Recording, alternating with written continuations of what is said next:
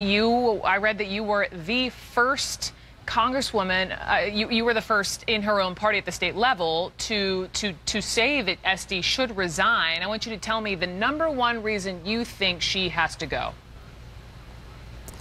Well, I think the #1 reason is that in totality, Congresswoman Esty handled this situation very poorly. She didn't protect the safety of the victim. She didn't respect the horrible ordeal that the victim had endured. And she didn't respect the rest of her staff by allowing her chief of staff to continue to be her chief of staff for 3 months after she learned of the allegations is completely unacceptable. You heard me read part of her letter where she says she can't rewrite the past, but she wants to help write the future. You buy that?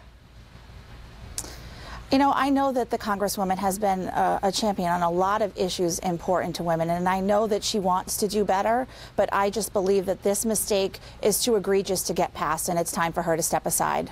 You know, I read the entire letter, and I'm sure you have as well, and never did I see an explanation, as to why she kept this man on staff for 3 months after she found out about the abuse, and #2, why she then wrote a reference letter for him to get another job.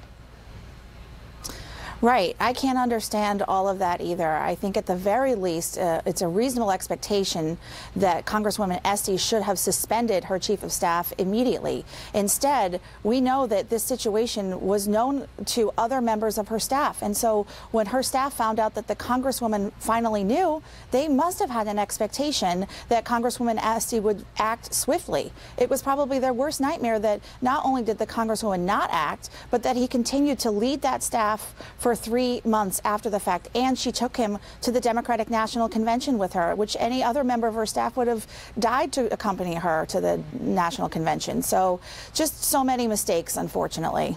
What would you say to Minority Leader Nancy Pelosi, who doesn't go quite as far as you do, Senator? Well, I just can only speak for myself, and I know what's in my heart. And when I, read these reports on Thursday night and on Friday, and I thought about the totality of the situation and, frankly, what it must have been like to be Ms. Kane and to be the other members of the Congresswoman's staff, I just knew that I couldn't be silent, and I needed to step forward, regardless of party, to say that these actions are unforgivable and that this is not what we should expect from our elected leaders, and we must hold ourselves to a higher standard. All workplaces should be free from harassment and violence. That's what I'm working on here in the state of Connecticut, and I think we should